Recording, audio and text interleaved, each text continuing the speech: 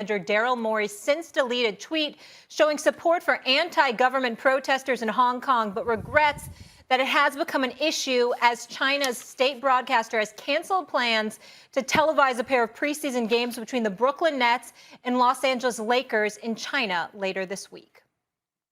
I want to be clear that, and I think there's been some confusion around this. We are not apologizing for Daryl exercising his freedom of expression.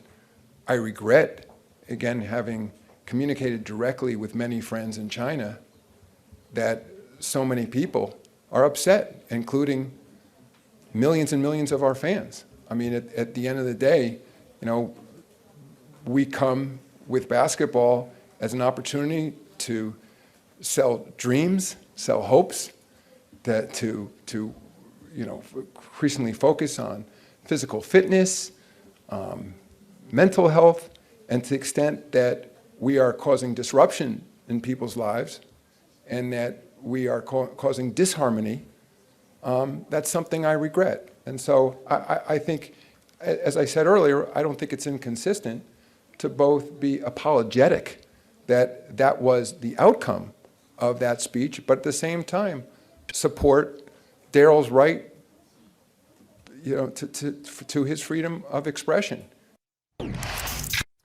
Morey on Friday posted a tweet with an image that read, "Fight for freedom, stand with Hong Kong." He later deleted the post and tweeted an apology. Now, China also has canceled 2 G League exhibition games between affiliates of the Rockets and Dallas Mavericks later this month in China. The NBA and the Nets were scheduled to dedicate a new Learn and Play center at a primary school in Shanghai Tuesday afternoon as part of the league's NBA Cares program, but the event was canceled by the Chinese Education Bureau, and Chinese smartphone maker Vivo said Tuesday it will suspend all cooperation with the NBA. There is a lot to unpack here.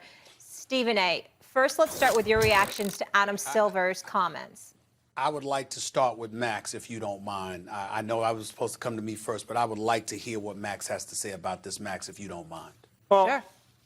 The U.S.-China relationship, starting when Nixon opened up China, Stephen A., has always been based on mutual interests, not mutual values. And from time to time, this rears its head, that we do not share mutual values. Values, you know, the best American ideals, values are democracy and freedom, especially of expression, by the way, freedom of speech.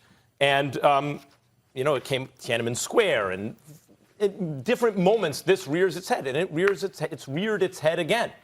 Daryl Morey tweeted something uncontroversial, saying people want freedom, essentially. You know, repressive communist governments are bad, essentially, right? That's not controversial. Is that controversial in America now?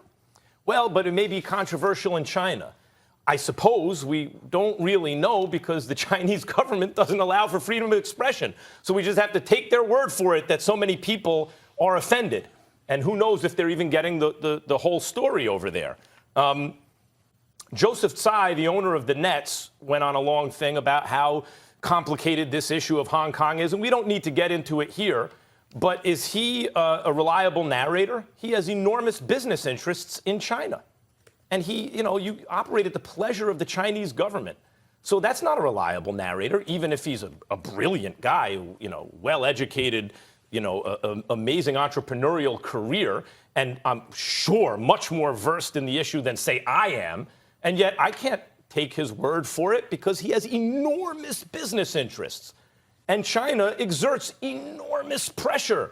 South Park has an episode about how much they censor, China can censor speech really around the world through business pressure.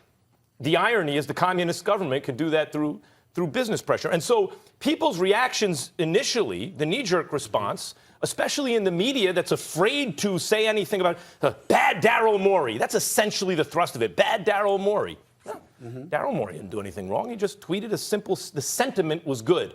People should be free, essentially what he says. If you have a problem with that, that's your problem. I don't mean you personally, Stephen A. I mean whoever has a problem with that sentiment, that people should be free. Okay, so you have a problem with it. I don't. Okay, I appreciate your perspective. I don't mind taking on my shoulders. I got a problem with it because it wasn't smart, plain and simple. I respect the hell out of Daryl Morey. Daryl Morey is a good man. Daryl Morey is an elite executive. I hope he keeps his job and continues to flourish as executive for the Houston Rockets. But that does not mean that he's infallible, that he's devoid of a mistake. And this was one of them, no matter what way you slice it. And the reason why I point to it being a mistake, Max Kellerman, is because of what you started off by saying. Mutual interest with respect to Senator Ted Cruz and others on Capitol Hill who came out and spoke glowingly in support of Daryl Morey. Ask them how many times they've had to bite their tongue in the interest of the United States of America, in the interest of whatever dealings were in our best interest as we were dealing with a communist China or somebody else. I'm quite sure that there are many occasions where they have to muzzle themselves and not speak up and speak out and speak open about every single thing because it's not just their own personal interest that they're talking about here. They have to think about a greater good. So now we transition here to Daryl Morey.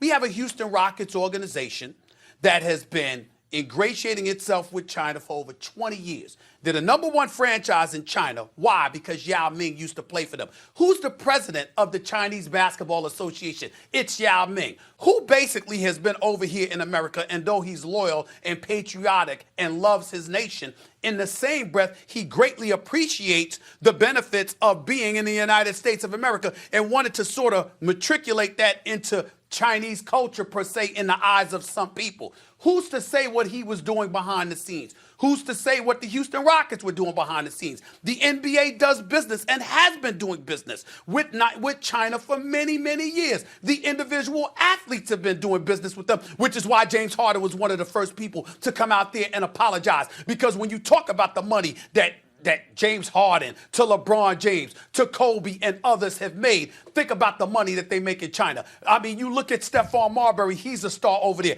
Ask Tracy McGrady about what it's like to do business in China. And those are just individuals. So when we understand the kind of business relationships that have been cultivated and the kind of impact as American citizens we can have on another culture, we do have a responsibility to sit up there and be careful about the things that they say. Nobody is saying that what Daryl Morey said he was wrong. Nobody in this country had better dare say that he was wrong about what he said.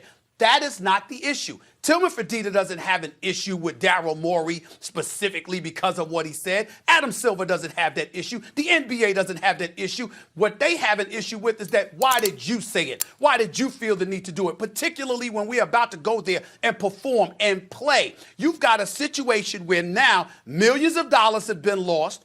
Jobs have been lost and all of this stuff because a basketball executive wanted to send out a tweet that ain't even 140 damn characters. At some point in time, when you're sitting at, remember, Daryl Morey doesn't work for himself. He's sitting up there and he expressed himself as an individual, but he's a representative of the Houston Rockets. He gets a check from Tillman Fertitta. Oh, by the way, his check is ballooned because of his association with the National Basketball Association. Nobody knows this better than Daryl Morey. So to me, in closing, this is what I'm trying to say. I am so sick and tired of folks acting like you get to do what you want to do, say what you want to say, no matter how righteous you may be, regardless of the ramifications, while you got your hand out for somebody else's money and you're representing them. There's a level of sensitivity. There's a level of sensitivity that we're obligated, and Max, working as employees of ESPN, it is nothing short of hypocritical for us to take a different position because guess what? Bob Iger, Jimmy Pitaro, Con Michelle, and everybody that runs this organization, we work for Walt Disney. We work for ESPN. We don't get to just say and do what we want to do. We can't do that. Hold on a second. The logical conclusion of where you're going, if you go to its like absurd conclusion, I don't mean that your point is absurd. I mean, if you take it all the way to its logical conclusion, what that means is the powers that be you must kowtow to the powers that be. You must acquiesce constantly. What you're saying is, like, for example, editorial policy anywhere, here or anywhere else. We can make the decision that we can live with it and work within those rules. Or we may feel, no, I have to make a principled stand at a certain point and then deal with the consequences. And history actually smiles on the principled. That's what happened, you know. Hey, look. Throughout, let me. When Teddy Roosevelt invited Booker T. Washington to the White House, there were editorials all throughout the South, and people were, wanted another civil war practically. And you have to consider it's not just you, it's this entire nation. Did he do the right thing or not? Max, yeah, I appreciate your historical perspective.